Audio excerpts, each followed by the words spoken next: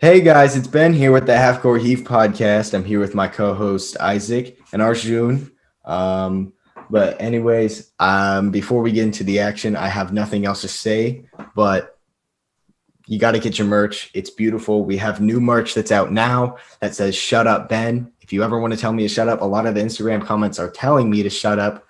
Purple shirt guy, shut up. And if you want a mask to tell me to shut up, you should get that, or a shirt or a hoodie. We're selling those now.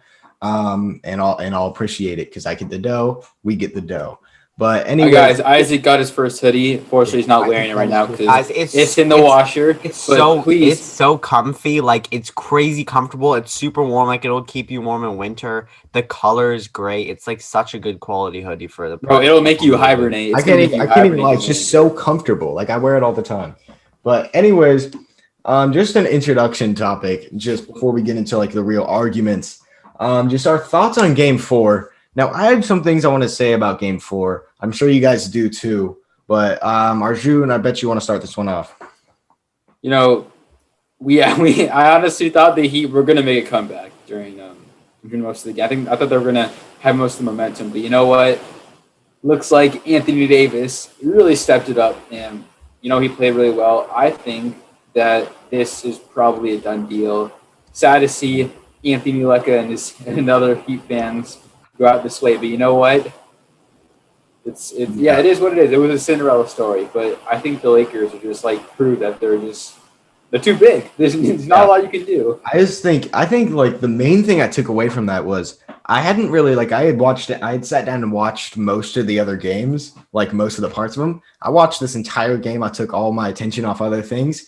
I did not know how much Rajon Rondo means to this team. He is so incredibly valuable past what you can see in the stat sheets. I mean, like he scored one bucket in the entire game, and it was when the game was pretty much over.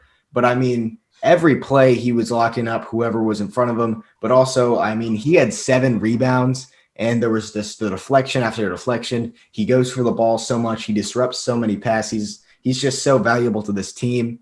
You could obviously see the refereeing was not good but also it was like you can't blame the game on the refereeing because it went both sides. The Miami Heat did have multiple chances. Yeah, in the first half, the Lakers only shot 3 free throws. Of course, LeBron wasn't happy, but then in the fourth quarter, the Heat shot their first free throws with like 2 minutes remaining. The Lakers shot like 14 in the fourth. So you can't really blame the game since it goes both sides for how the refs were going. But I think the main takeaway for me was, man, Rajon Rondo is really, really, really important to this team. But I'm glad that he finally showed up. Danny Green was improved from last game. 2 for 6. It's not bad. 2 for 6 is a start. Getting better. Like, he hit some good shots, and KCP was really the big vocal point because he was their third star. He scored 16 and 5. And Isaac, I'll pass you on for your thoughts of this game. Yeah, I think AD played a lot better. LeBron actually did not play bad in Game 3. But also, I mean, this is so significant for the whole series because 2-all is such a huge difference from 3-1. I mean, 2-all, your season is tied. Like, the Miami Heat have a big chance to come back, especially with, maybe they can get some of their players back that are injured. And I think it's really disappointing if you're a Miami Heat fan because you have Bam Adebayo back. If you're looking at a 2-all series right now, it's not looking good for the Lakers. Especially with Goran back probably next game since they have a 3-day break. Yeah, totally. Exactly. So, yeah, if you look at that, and then you have Bam back and Goran back, and then you're 2-all with the Lakers, and the momentum, not only is the momentum on your side, if you, in that situation, you had won the past 2 games, but you're also getting these players back that are so pivotal for your team. Jimmy's already had an incredible game, so he's hot. These guys are coming back from an injury, and it's 2-all. As opposed to the Lakers have momentum. The Heat didn't play all that great.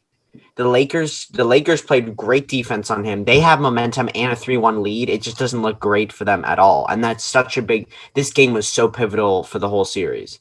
Yeah, but generally it was just generally a good game. I think it was the best game of the finals so far, and that was good for viewership because that was just generally like keeping your eyes peeled because the game was going back and forth and back. It was very close, yeah. Really, until like AD hit that dagger to make it a 7-10 point game, that it really went to the Lakers' momentum.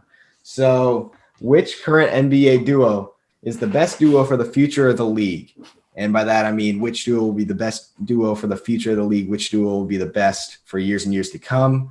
Actually, I'll start this one off. I think it'll be Jaylen Brown and Jason Tatum. And I think it is a close match. I think there is a lot of sides you can take. But I think the fact that they complement each other so well, they play such similar games, but they can still be on the court together. Their egos mesh together because they were 1 year apart in drafting. They seem to be good friends, and they can play really well together. They can play in any system. And I just think they're the future of the league, but I think it goes either way. I think you could pick Luka and Kristaps, like you could pick Jamal and Jokic. You could really pick a lot of duos here. But anyways, Isaac, what do you got to say about this? I think so. I'm really surprised you said that, Ben. And I want to hear more about how much you love the duo in the Celtics, like, just in love with them.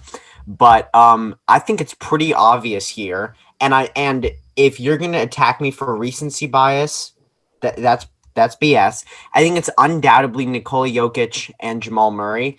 They are a super young duo. They've both advanced their games recently. So Jokic was an all-star. Jamal Murray had this incredible leap in the playoffs that I think definitely is going to translate to the regular season. But also looking past stats, we can go to stats if you want.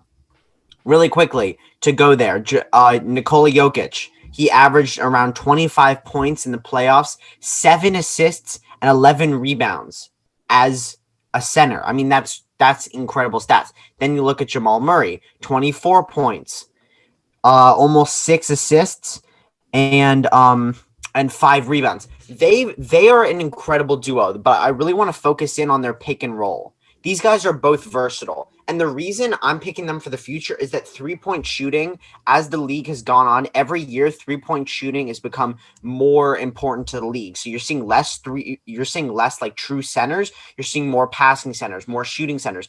Every guy's got to be able to shoot on the court now. That's how the league is becoming. You're seeing players taking longer shots from farther away and crazier shots. And Jamal Murray can shoot and Jokic can shoot. But that's even more dangerous because Jokic is the best center in the NBA right now, and he's lethal in the post. And both of them are great passers, as their numbers show, and if you watch them. And their pick and roll is deadly. And their team as a whole fits very well around them. So undoubtedly, they're definitely the best upcoming duo. Now, I agree with most of the stuff that you said, but also I think I can't yet pick the Nuggets to have the best duo in Jamal and Jokic for the future because Jamal Murray was different in the bubble than he was normally.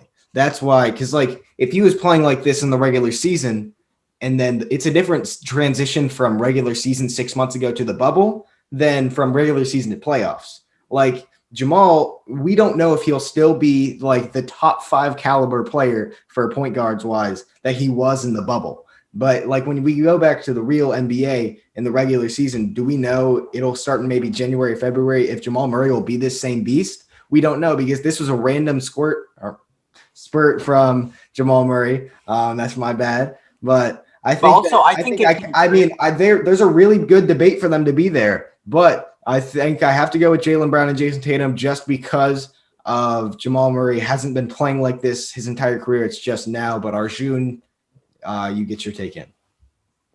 Thank you, Ben. I think that you guys have very good points. I think, Ben, I love the Celtics. I love that duo, but that's a pretty weak point. I think they do complement each other really well. They're both athletic guards, but we're going to talk about talent-wise. They're not the best talent right now. And I think potential-wise, they're not. Jaylen Brown. No, Jason Tatum has a high potential, but Jaylen Brown doesn't have as high of a potential as other guys. So I think that Luka and Kristaps are my favorite duo because I think that if we're talking about the future, let's look at the present right now. In the present, they were averaging around Luka. Well, we all know Luka was averaging a crazy amount. He was averaging around 29 points per game, 9 rebounds, and 9 assists. That's near a triple-double. That's so close to averaging a triple-double. Now, I'm saying it's going off of pure potential because we're looking at not only – I don't want to seem like I'm looking at only pure talent, like individual talent, because duos are just more than that. I'm looking at the fact that this guy is a second-year player. and he's averaging near a triple-double at the level of a guy like James Harden, who's been established in the league. He's an all-star, and by the time he's his second year, and he's already kind of dominating the league. And then we're going to flash to Kristaps. He averaged around 20 points per game on 10 with 10 rebounds and 2 blocks per game. This guy is a defensive beast. He's a great player. He's great with the pick and roll, and I think the way they complement each other, they're both European. Okay, they're both European. They both speak the same language, so that already has the chemistry of their own. But it's not only that; it's the fact of what they did in the playoffs this year.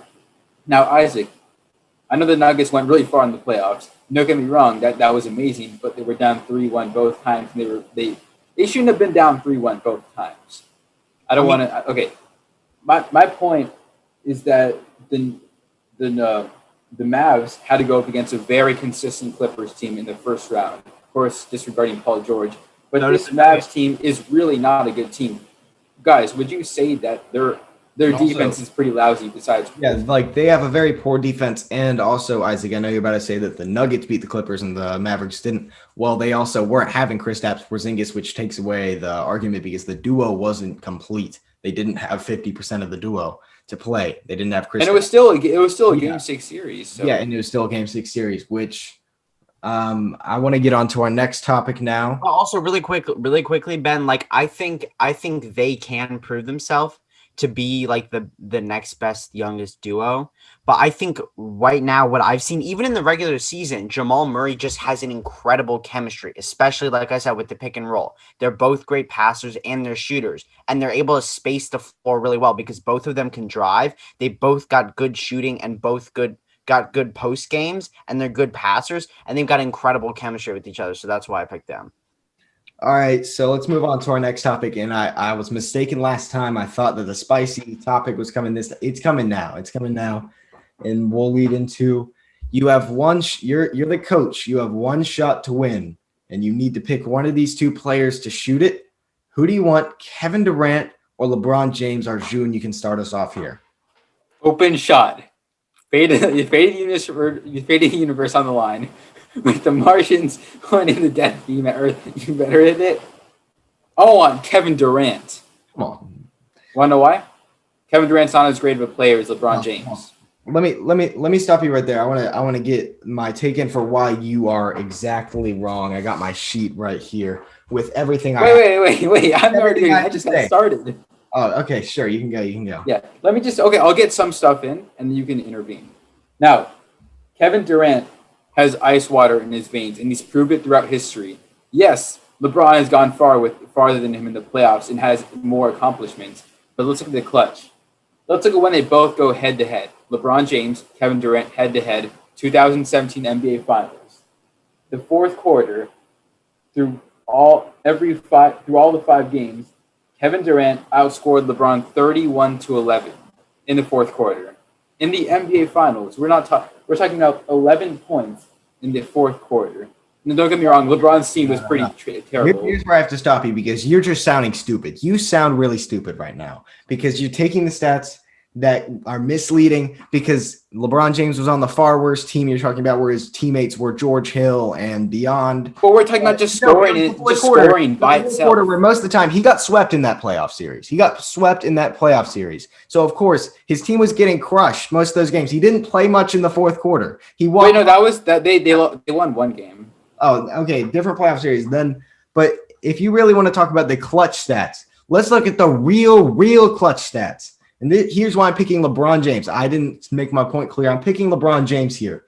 Field goal percentage to tie or take the lead in the final 2 minutes of a game ever. KD is 34% from the field. LeBron is 42%. That's a noticeable difference. That's an 8% difference. But here's where it gets really good because the whole topic is who would you pick to shoot the final shot to win the game? When you look at game winner field goal percentage, KD is 11% on his career, 2 for 18, and LeBron is 22%. Also, KD has never attempted a playoff game winner. He's never even attempted one, while LeBron is 5 for 9, 55% on playoff buzzer beater game winners. I don't think there's an argument here based off those statistics. When I came into it, I was thinking it was going to be KD, but then I really looked at it and I was like, damn, this is not KD at all. KD doesn't have a single argument when you really look at the statistics here, because when you look at actual game winners, LeBron shoots 11% more and has shot a lot more buzzer beaters to win the game than Kevin Durant. And when you look at field goal percentage to tie or take the leads of playoff game, KD is 30% to tie or take the lead in the final 2 minutes, and LeBron's 46. I mean, seriously, look at the statistics. They're the only thing to look at here. You can base it off whatever you want, but it's only statistics that can really count it here. And KD is just not as clutch as LeBron in the stats, and watching them proves it. LeBron is okay. Ben, wait, Isaac, just give me one sec. Ben, you're going out the playoffs. I think LeBron has had a history in the playoffs of being clutch, but let's just talk about the entire season, everything combined. Okay, let's just go recent. Let's go with the recent stats. LeBron shot 2 for 7 in an NBA Finals game in the fourth quarter. We just saw you. I know you have the stats behind you, but let's just look at the recent clutchness. LeBron shot 2 for 7 in the fourth quarter. He break 3 after 3 after 3. Now let's look at Kevin Durant. Kevin Durant has ice water in his veins. You want to know why I say that? Because he has more of a reputation. He has more of a reputation than LeBron James when it comes to clutchness. That's why they call him the Mamba. Not like Snake for his decision, but that's why they call him. I don't know. Yeah. Okay, Arjun. A national embarrassment. I completely agree with Ben, but I think the statistics are actually less important in situations like this. Okay.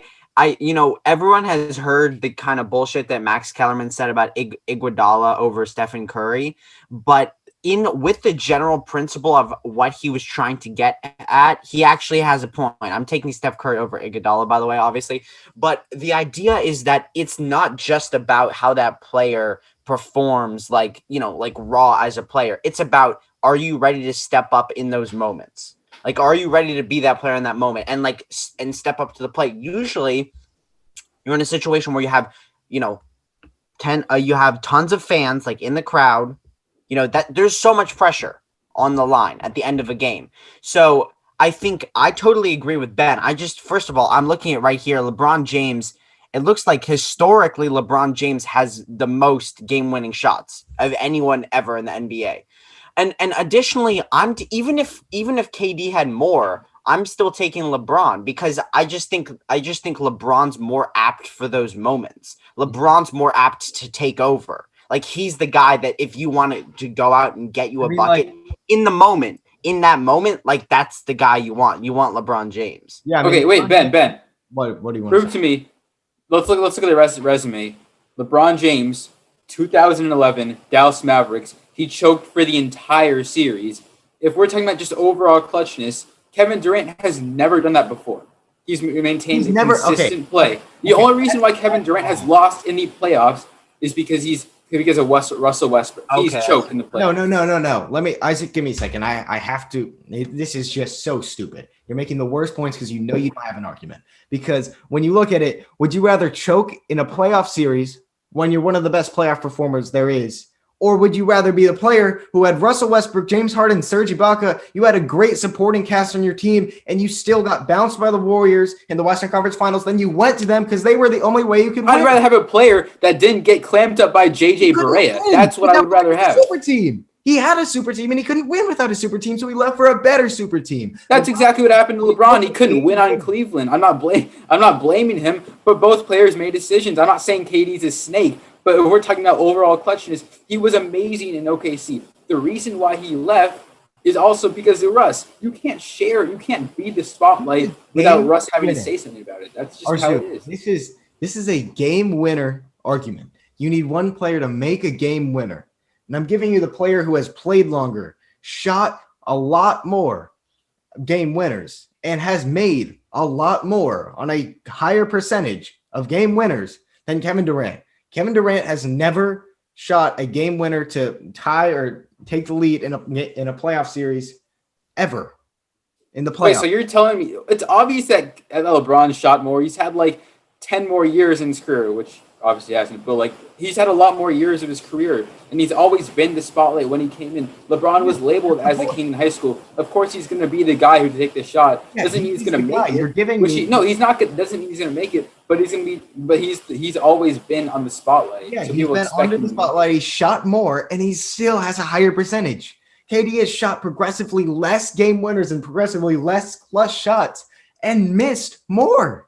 Because he's been on the Golden State team. If you're on the Golden State team, you're Steve Kerr. I would rather have Curry taking the shot because Curry's a better 3-point shooter. And because if you're on the Warriors, I'm not saying clutch factor. But I'm saying in terms of shooting, Clay and Curry, in my opinion, are more stable. Are probably better 3-point shooters than KD. And we all know the Warriors offense, they're all about 3-point shooting, so they're going to want to take that. KD's shooting percentage. I don't care how many good players you have. If you're bricking shots, that doesn't have to do with your teammates being good. The amount of shots he had affects it more than if he was on the current Chicago Bulls, because that team sucks. He was on a super team where Curry's a historically worse clutch performer. When you look at statistics, everybody knows that research is that everybody knows that if they know anything about it. Then KD, he has less shots in the clutch and has a lower percentage.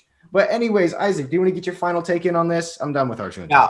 10 NBA finals. I'm pretty sure LeBron has only missed the playoffs once last year with the Lakers. Maybe another time in Cleveland. He's been there the most. Like, I just trust LeBron far more than I trust KD to get me a game winner. Like, we're talking about the end of the shot. He didn't even trust himself to make that shot in Game 7 in 2016. He had to have Kyrie shoot it. He didn't have to have Kyrie shoot it. There was one. But he wanted to. He chose to have. He told the coach, Ty Lue, that I want Kyrie taking that shot. I want him to play ISO. No. In comparison to KD, I just trust LeBron way more. Isaac. So Kyrie Irving had the ball in his hands and shot. He went and he had an ISO against Stephen Curry. Yes, yeah, that was planned. Stephen Curry was the weak link on the defensive end. So LeBron goes, hey, you know what? You can shoot that three. But you know who had the game-clinching block? LeBron James. Yeah, but that's not drawn up. LeBron didn't. That's not a game-winning situation. No, but LeBron's a clutch every shot. That's not a game. Last 5 minutes of the game. Of course, he had Kyrie Irving, who would be guarded by LeBron was being guarded by Iguodala, and Kyrie was being guarded by Stephen Curry, and that's just an intelligence thing to be like, oh, Kyrie Irving. No, he wasn't. Kyrie was being guarded by Klay Thompson. That's the thing. They had to run a screen and roll. They could have easily ran a screen and roll with LeBron to switch him on to Curry. Kyrie was being guarded by Klay Thompson. They're both great defenders. It's not bad to have trust in your teammates to shoot. I know. It's not bad to have trust in your teammates, but it's the game. It's the ending. It's the Game 7. I would rather have trust in myself than my teammates to take a shot if I'm LeBron James. It was a tie game with a minute left. That wasn't the game winner. If it was the game winner, it would be in LeBron James' hands 100%. But then you go, oh, I need this guy to hit a three, and he's being guarded by Stephen Curry, pass the rock, he ISOs, bang, bang, bang, Mike Breen, bang. It's definitely LeBron James. I don't see a single argument after I've looked at the statistics. There's really no argument, emotional or statistical, to pick Kevin Durant. But anyways, let's move on to our next topic, which is actually about the NBA draft. I think Isaac's been really wanting to talk about this one ever since I brought it up. So the Warriors have mentioned to unanimous sources that they are wanting to pick either Isaac Okoro or Denny Ajvida. I can't pronounce his last name, but they want to pick Denny Ajvida. I'll pronounce it as Denny. So Denny at the second pick over James Wiseman. They are not confident in picking James Wiseman. Do you think this is a smart move? Isaac, I know this is your topic to shine. Go ahead and take it.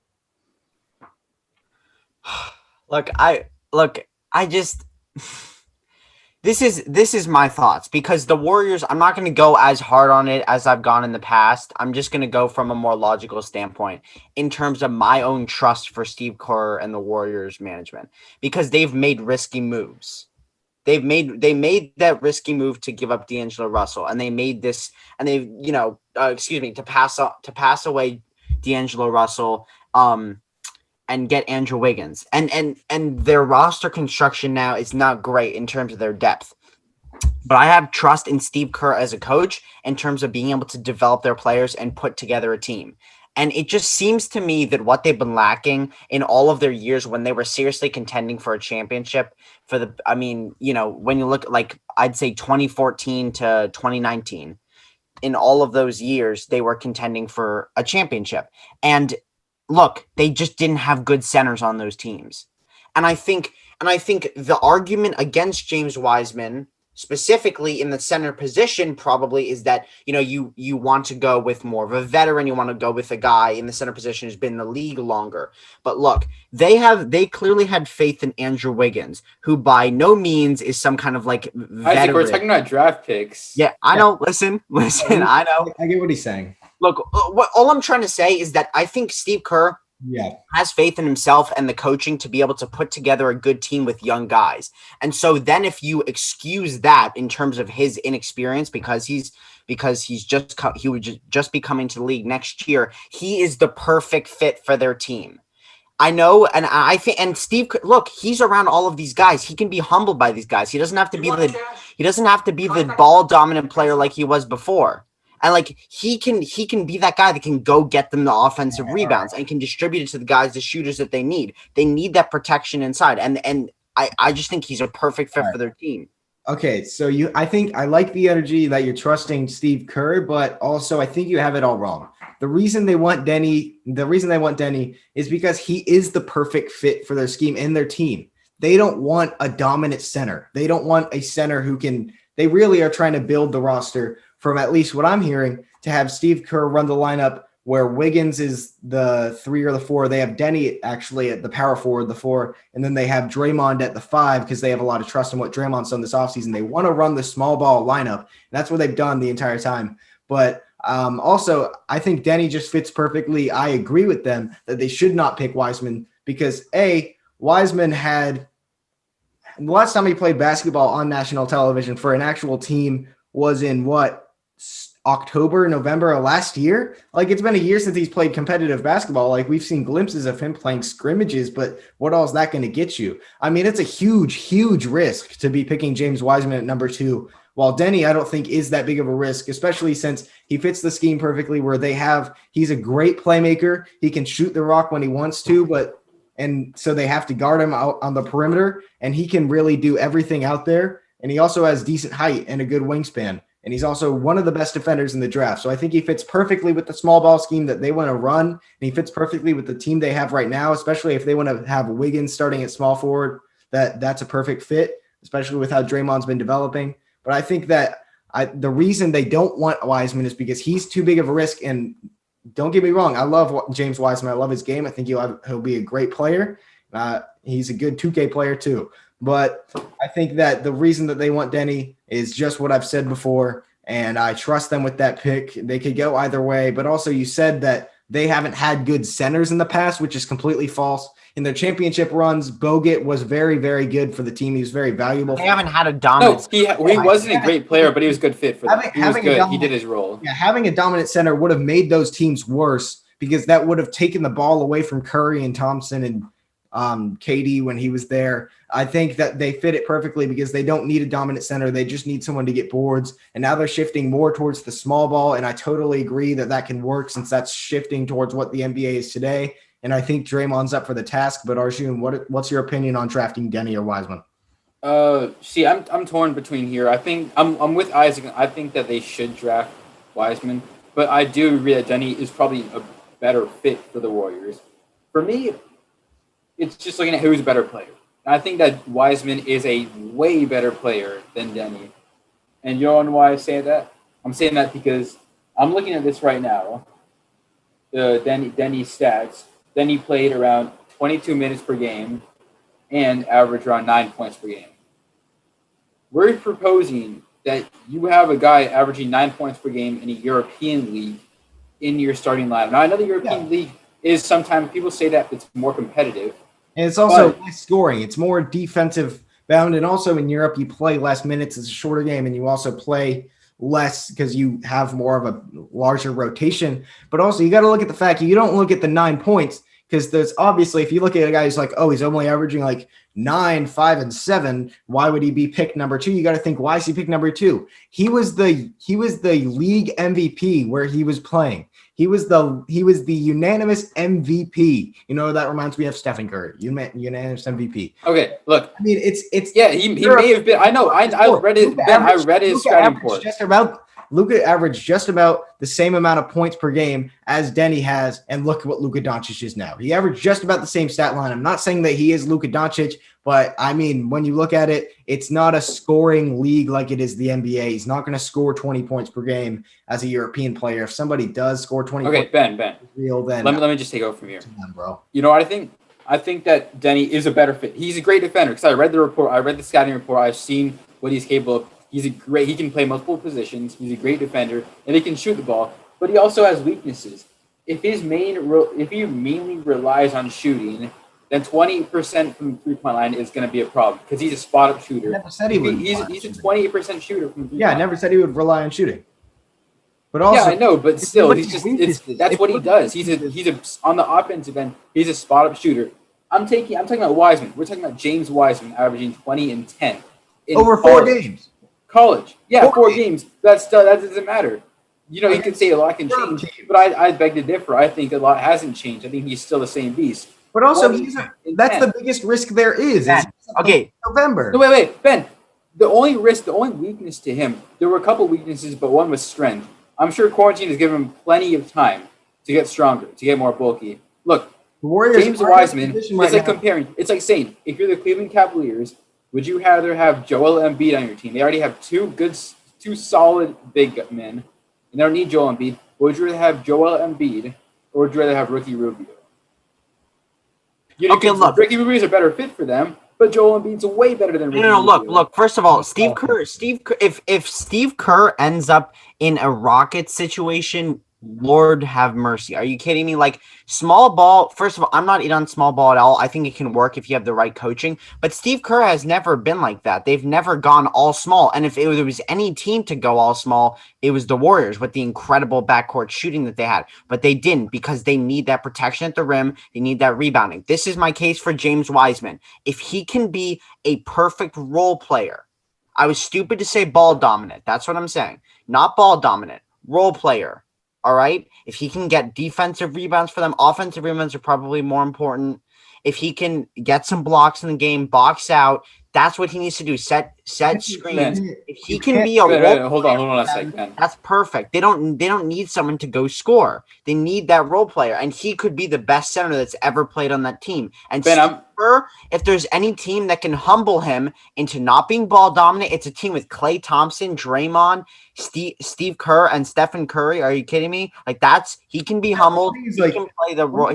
Ben, can I ask you a quick question? Isaac, when you look at that from the first glance, you're like, wow, that's a really good team. But also, you can't ask a 19-year-old who just was the number 1 player in the world last time he played basketball to come into a championship team and be like, hey, buddy, you're the 5th option on this team. You can't do that. That's not going to work. It's not about being an option for scoring. I'm saying in that system, he can learn to change. It's not even changing his game. It's just taking a step back and realizing. You can't ask a player at that age of that level of talent to step back. They won't do it, and it'll cause chemistry. Ben, that's why Denny. Do you trust Draymond Green? Do you think Draymond Green is still fit to run that 5? I think Draymond Green is not fit to run that 5. I think he's washed now. He's still a solid defender, but he's not where he was. I think Wiseman is an upgrade from Green. I'd rather have Wiseman than Green at this point. You have Marquise Chris on that team, and he's a very solid center. So if Draymond ended up not working out and you needed him to either run off the bench or run the 4 and put Denny on the bench, then you could do that. But also, but besides him, who would you have on the bench? Who is their bench center besides Marquise Chris? That's their bench center. They have 2 centers. Draymond. Exactly. They need a starting center, and that should be James Wiseman. That just offers you. I think Draymond's. Okay. Also, I think Wiseman's really got something to prove. He didn't play that much in college. He dropped out. He went right to the NBA. He's got something to prove. People have really been doubting him for the last bit. Because he wasn't able to showcase his talent for that many games. If he can come into this system, I trust. If they don't take them, I think it's a bad move, but I trust Steve Kerr to be able to incorporate a different player into that system. I just think I trust him better. Ben, wait. No. We got to move on. So next we got to talk about Jimmy Butler, Jimmy Buckets. I don't think he was on the list, but where do you guys rank Jimmy Butler among playoff performers today? Now, I looked at this. I don't have like an official ranking that I can't change at all. It's pretty loose in my opinion. Of the current day players, I would put LeBron number 1 and I would put Kawhi number 2 because of what Kawhi did in this playoffs where he was really, really inconsistent and lost in the second round, and it was a lot of his part doing. But I would have to put him. I would put him. I don't have an official ranking. I didn't look at all the players and compare all that, but I can put him in the tier right below LeBron James and Kawhi. I think they're right there above Jimmy. I think he's right in that really close tier too, because when you look at it, you might be thinking it's recency bias, but it's really not, because you look at Jimmy Butler, he had one of the greatest game scores. Like, you know what the game score statistic is, where it just overall grades a player's game. He had that game where he had a 40-point triple-double without shooting a three. That was one of the highest game scores in NBA Finals history. It's higher than any game score LeBron's ever put up in NBA Finals history. It was an amazing, amazing performance. But overall, his game score is 4 higher than LeBron James's in this playoffs in the NBA Finals. And LeBron's had a very good NBA Finals. He's had a very consistent NBA Finals too. So I think that Jimmy Butler can be put in that tier 2, maybe even if that tier 1, depending on if he can win this series, he's in that tier 1, but I put him right there below the KD or the LeBron and Kawhi tier right there. But Isaac, what do you got to say about this? Yeah, I think for Jimmy's a really unique player because like the system that he's in is so influential for how he's going to perform. And it's obvious that Miami's the perfect system for him and vice versa. So we're going to see in the future with Miami, we're going to see him continue, and hopefully he can extend this series at least another game and continue his great playoff performance.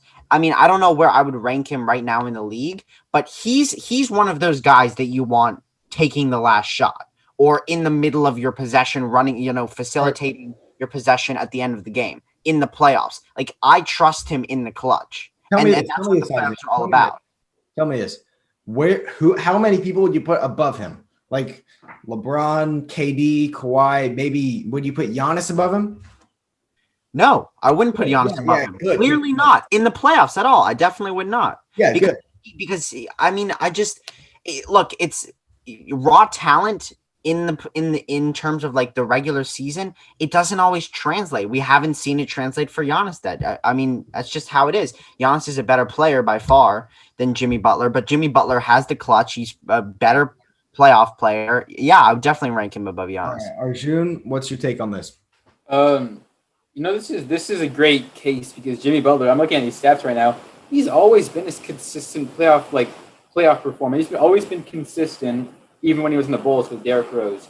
So if I were to rank him, like, are you talking about just power rankings, like right now at this moment? Playoff performers, yes. Okay, right now, I would probably put him 3rd, right, just right above LeBron and Kawhi. Yes, because what he's been able to do now, he did struggle a little bit in the Eastern Conference Finals. He struggled a little bit against Boston, but he had great performances against Milwaukee. And that's why I think that. I'm pretty much agreeing with what you guys just said. What the thing is with Jimmy Butler is if he has the mindset of MJ generally, where it's like work hard, play harder, wake up, get to the gym at 3 a.m. But when he gets into the game, his first movements on the court is he wants to get his teammates involved first. We saw for one of the first times in his career where he went into that game 3 thinking, this is my game. I have to score at all periods. Nobody else, like, I don't care. I think that's when he's at his most dangerous, when he's the scorer. So, yeah, he doesn't really assert himself in the first half as a ball-dominant scorer. He tries to get his teammates going like Tyler Hero, Duncan Robinson, and then he kind of turns it up in the third. Okay, Ben, wait, you can say it. Just let me finish my take, because I haven't even said my take. I haven't even, gone into it. Just let me – All right. Okay, I think that we still should put Kawhi over him. Do you guys all agree that Kawhi and LeBron are probably both over him? Yeah. Okay. Now, Jimmy Butler, I think that I'm pretty much going to say what you guys exactly said, like most of the part. But I think it's not just the fact that he looks to get his teammates involved. I wouldn't compare him to MJ in the mentality wise, because I don't know if MJ has that mentality of getting his teammates involved. It's just like just dominate. If you're General MJ, mentality, and not on the court mentality, but general mentality, like the work hard mentality. I would compare it more to Kobe Bryant because I think it's kind of different because Jimmy's more like okay work ethic. Let's look at I think it's just more work ethic and just working hard. He's at 3 a.m. doing push-ups, but I think what sets Jimmy Butler apart from those other players, like say from LeBron James and Kawhi Leonard, we're looking at better playoff performers in him. I think it's just the fact that he looks to get his he looks to like All right. he looks to get his teammates involved. Also- not LeBron. Also, but when people talk about Jimmy Butler, they're often talking about like what he brings to the team chemistry, like his mindset, his attitude, how he involves it. But I think a lot of people forgot like how good of a raw basketball player, like raw talent Jimmy Butler is. Just stepping aside the effect that he has on the locker room, on his teammates, on and off the court, he's an incredible basketball player, and he's totally showcasing that in the finals right now, and he showcased that in the playoffs, and also in the regular season too. So yeah, in the playoffs, you got to rank Jimmy Butler pretty high. no, wait, one more thing before we end. I think it's not just about that. He's not his chemistry thing in the past. It's either worked out or it's failed miserably. Let's just remember that. He's got a great mindset, but it hasn't always worked out. We can't say that he's amazing chemistry. He's an amazing guy, but for some teams, it just has not worked out. Yeah, that's the MJ thing that goes into tech. It's like the intensity that he brings to the court is like MJ's. It's good that MJ stayed on one team with consistent players around him, because if he moved around, you would see him break hell with a lot of teams, and he would be traded immediately because he couldn't play with the players because they were too wuss. Like we saw that with the third stringers thing. That's the famous Jimmy Butler thing with Minnesota. But generally, let's move on. Let's talk about Coach Doc's hired to the Sixers. Which duo do you think will be harder and once he's done with Philadelphia to coach, assuming he keeps them together? Joel Embiid and Ben Simmons, or Kawhi and PG? I'll start this one off. I think that Kawhi and PG are just an overall more easier group to coach, because there's no stats that are needed for this, because realistically, Joel Embiid and Ben Simmons are amazing offensive players, and they can score easily, but they're more you should have a defensive system around them. You can come in as a coach. You need a defensive system around them. That's the whole point of them. They're both amazing defensive players. Two of the best defenders in the NBA. Ben Simmons arguably was the best defender in the NBA last season when he was healthy. Yeah, you need a defensive system for them. It's harder to coach a defensive system than coach a balance. You can go out and say, oh, you know what, PG and Kawhi, just go out, do your thing. Just score, pass, and do what your thing. They'll do that because they're versatile. They're more versatile than those players. They can do more things. They're better on the offensive end than both those players. I generally agree with some of the stuff you're saying, but I think you're wrong. I think that it is the easier duo to coach would be Joel and Ben, because they're generally at the same point in their career. When you look at Kawhi and PG, you look at the fact that Kawhi's a two-time Finals MVP, he's a two-time Finals champion, and he's really in the win now, do anything else later. He doesn't have social media. But then you look at PG. PG's a flop when it comes to playoff performance. When it comes to winning generally. I mean, he had that one glimpse of playoff greatness when he was before his injury. That was super. Oh yeah, the Pacers. Yeah, but generally, as of recently and for years and years in the past, he's been a bad playoff performer, and he hasn't had that huge winning mentality, and he hasn't been a great winner. But then when you look at Ben Simmons and Joel Embiid, these are two guys that are on the ups of their careers. They have proven themselves, but they want to prove themselves even more. And those guys are both relatively young. They have a good relationship, and they're not at okay, I've won, this guy hasn't. When you look at wouldn't it be easier to coach a veteran that's been experienced in the league than the young players? I can't win. But then when you look at Ben Simmons and Joel Embiid, these guys have played together, and they have it's not that big of an age difference. So I think that's an easier duo to coach, especially since you can get more vocal points out. You can talk to them more off the court, since Kawhi's not an easy guy to reach, apparently. But Isaac, what's your take on this? Yeah, look, I think coaching, when you're looking at a team that you want to, prepare for the playoffs, I know I talk about chemistry a lot, but look, they had unfortunate injuries with Paul George, but I'm not a big fan of Kawhi Leonard's strategy. I mean, it worked with the Raptors, but it's hard to build up team chemistry, especially as a duo that struggled, and we saw that with the Clippers. That's why I'm gonna say that the Sixers duo of Ben Simmons and Joel Embiid, those guys aren't load managing. So however bad that you think that they performed in the past, I think Doc can be a good coach to bring them together, but also it's going to be easier because he's actually going to have them playing games together. Like he can figure it out. Like Kawhi and Paul George just straight up didn't even play that many games together in the regular season. So you Yeah. can't expect it to Also, immediately just come together in the playoffs. you That's what they said, expected. It just didn't happen. yeah, And you said winning. I think Doc Rivers can also utilize the pieces around them in a way that helps them as a duo, because that's where they've struggled. Is like incorporating not just with them, those two guys, like as a duo, but working together with the team around them. And Doc can really help out with that. So I think they're going to be a much easier duo to coach. I just got to say something before I pass it on.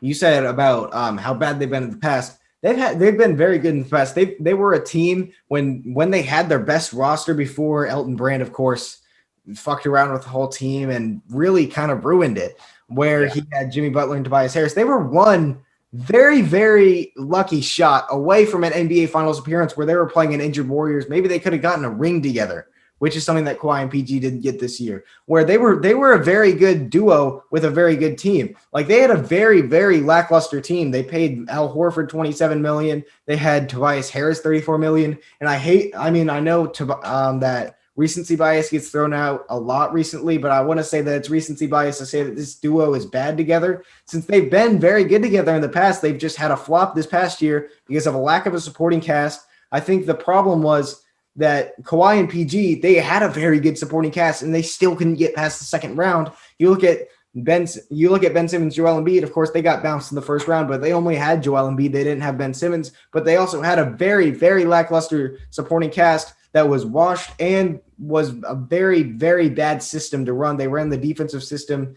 with a very lackluster old team.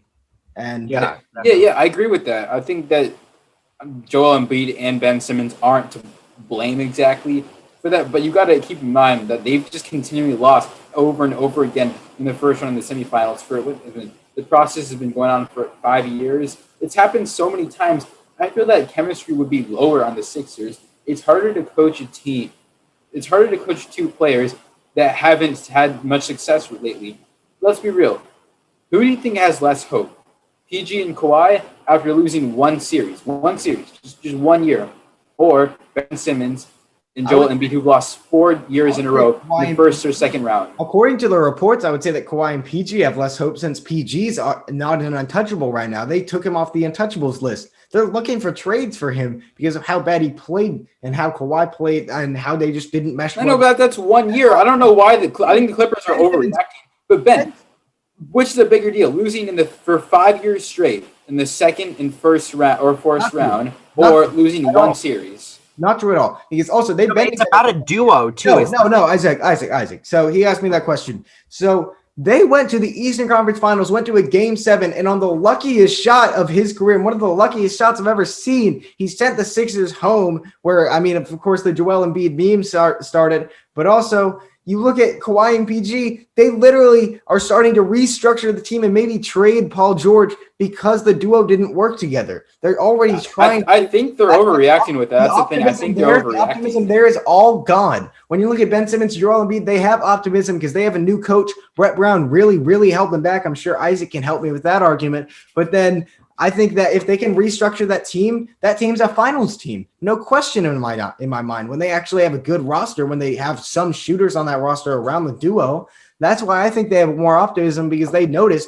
hey, we have Doc Rivers. That's one hell of a coach. And we have a lot of opportunities to flip these contracts, get some shooters, get signed Joe Harris in the offseason, maybe just build a good team and go to the championship. And that's why I think that they're an easier duo to coach and there's more optimism on that side. But I think we got to move on to our next topic, which is talking about a team with not a lot of optimism, which is the New York Knicks. We got to talk about their trade targets for this offseason and their signing targets. What should they go after? What should they avoid? And how should they take this offseason on? Arjun, you want to start?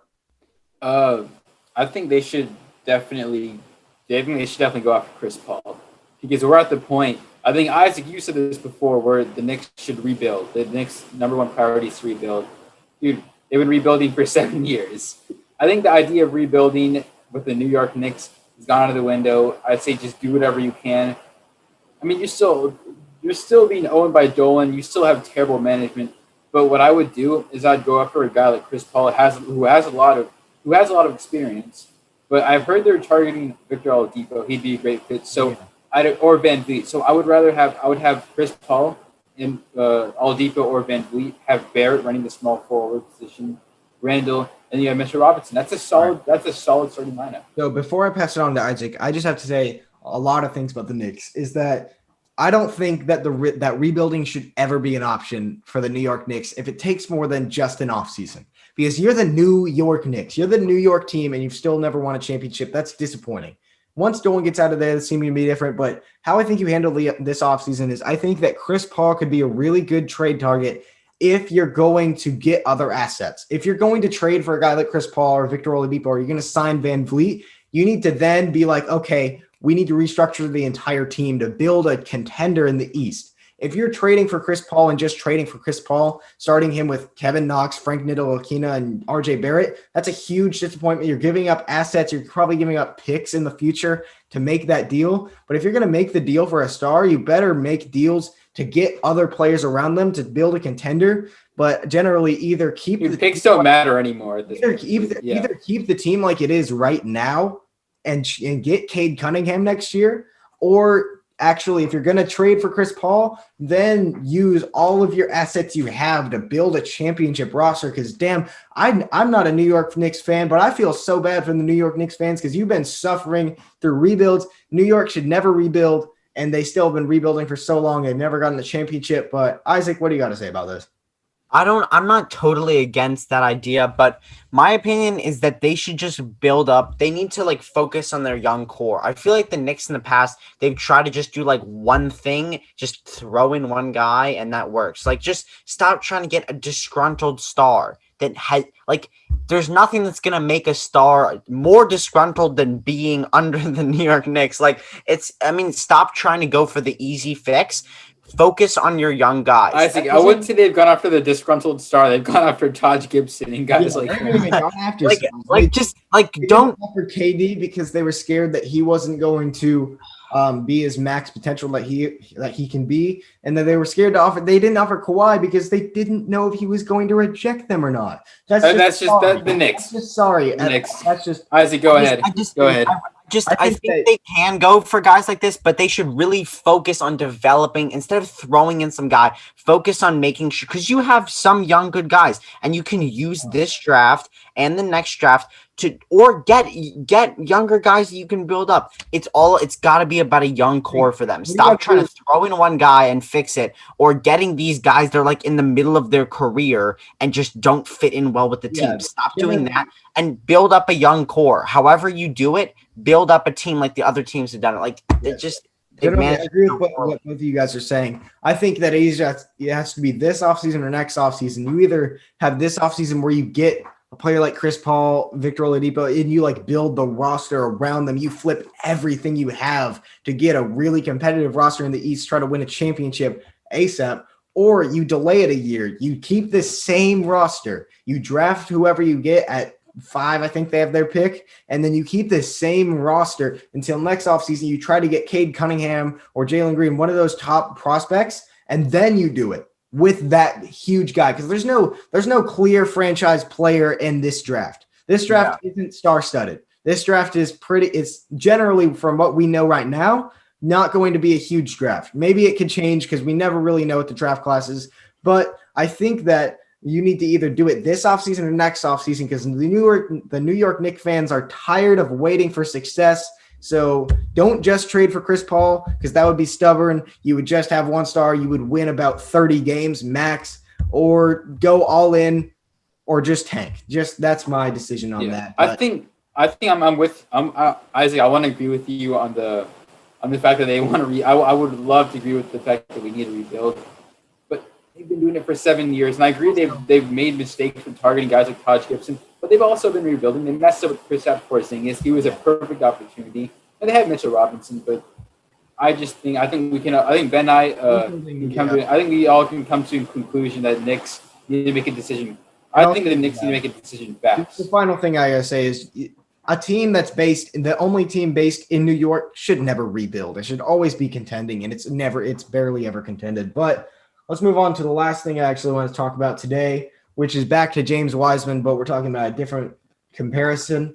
Who's the best player in this draft between these two players? It's not the best player, but who's the better player in this draft, and who do you have more trust in, Onyeka Okungwu or James Wiseman? Isaac, you can start this one off. Yeah, Isaac, you start this one off. Okay, I think Wiseman probably has a taller ceiling, but Okungwu is probably a more reliable player. That's what I would go with, based on, because you've seen more from him in college, and his stats are very impressive. And it's always really hard to tell how they're going to do. And it obviously really depends on the system you put them in. But if you put Okungwu in a good system, it's clear that he can really advance into a really good player. So can James Wiseman. I think he's definitely a safer bet. But I think Wiseman has a taller ceiling. Yeah. So before I pass on to Arjun, I think that the general consensus from the American basketball fan would be that James Wiseman is the better player. But when you really look into it, I think that what you said, basically rewording what you said, that Onyeka Okungwu has a way higher floor than James Wiseman and has a slightly lower ceiling, where James Wiseman could be a top 3 center in the league, where I don't see Onyeka getting that high. I just think that Onyeka is very solid. There's very, very little bust material in him, where I think his only flaw is you don't know if he could run the stretch 4 because he's not really great at spacing the floor. But statistically, he has no glaring weakness statistically. Yeah, he has no actual in-game weakness. It's just that you don't know if he can play the 4. You can only play him at center, which is not a huge weakness. He's just going to be good. That you're not going to get an Anthony Bennett. You're not going to get a Mo Bamba. You're going to get a very good player who's maybe his ceiling's up there with Rudy Gobert, those types of players. They're not superstars, but you get that. James Wiseman, on the other hand, he could either be very, very good or very, very disappointing. We haven't seen him play since November, but also he relies a little bit on shooting, and he really can't shoot that well. Again, I love James Wiseman. He's a great guy, great basketball player. But when it comes down to it, I think he has the higher ceiling by far, but he also has the way lower floor, especially with how little he's played recently. He has a kind of a low IQ when he gets on the court. Both great shot blockers, but I would rather take on Onyeka Okungwu. I think he's the better and way safer bet. But Arjun, what's your take on this? I'm pretty much with you guys too. I think that James Wiseman has more overall talent, and you are taking a chance, but I think he's more skilled of a player. He's just more of a threat as a player. But I'm looking at Okungwu's stats right now, and it's pretty mind-blowing because his free throw percentage is really good. His ability to get to the line is really good. But I think it's not just that; it's the ability that he can play multiple. He can play the either forward position, 3, 4, or 5, and he can do it really well. I think it's not just about that, but he has more muscle, more overall strength than Wiseman, which is, I think, the deciding factor. Yeah, because Wiseman does like to bully in the paint, but Onyeka would do it. He's just stronger than him. So that would be the deciding factor. It totally comes down to the franchise, because I think these players are around the same level when it comes to you get the guy with the highest floor in the draft, or the guy with the highest one of the highest ceilings in the draft. I think LaMelo has the highest ceiling, but the lowest floor by far. No, it depends on how much you have to lose. If you're a franchise, how much you have to lose. When it comes down to a franchise, if you're a franchise that's you can take the risk. If you can take the risk, then if they're both available, you take Wiseman. But if you're the Detroit Pistons, you take Onyeka Okungwu, because I think that's the situation they'll be in. I think Wiseman might fall to 7 where they're picking. So I think if you're in that situation, I would pick Onyeka Okungwu, because I think he's the far safer bet, and you need safe bets on this roster right now. And you need to continue to build this franchise. But I think if you're in a situation where your team can take the hit if he's not what he lives up to be, then you take James Wiseman. But I don't think James Wiseman has huge bust material, but I think Onyeka is just such a safe bet. And Yeah, also he's the same more general level. I think he's on the same general level. Wait, Ben, let Isaac talk. Yeah, I know. I'm just I totally agree. Yeah. But yeah, I just think that he is the higher floor, and I think that's all I gotta say there. But I think that'll be it for us today. But before we go, I always have to do it. You got to plug the merch. Guys. Using it on. I'm the only one with it on. I don't have it on, but you know what? You can go to the link in our Instagram bio. If you're still watching, you should have one. Yeah, it's like there's masks, so you don't get the Rona. You can get puppy hoodies, you can get blankets, you can get posters, you can get anything. It's cheap, it's affordable, it's comfortable. Isaac, what's the best part about the hoodie? Oh, it's so it's so comfy. It fit me perfectly immediately. It's incredibly comfy. You can see the fuzz in there. Oh, that's nice. That's nice. It's really good. Only $25 for the hoodie. Like, that's really quality. Yeah, I think that's it for us today. Signing off. We'll see you guys again soon and later.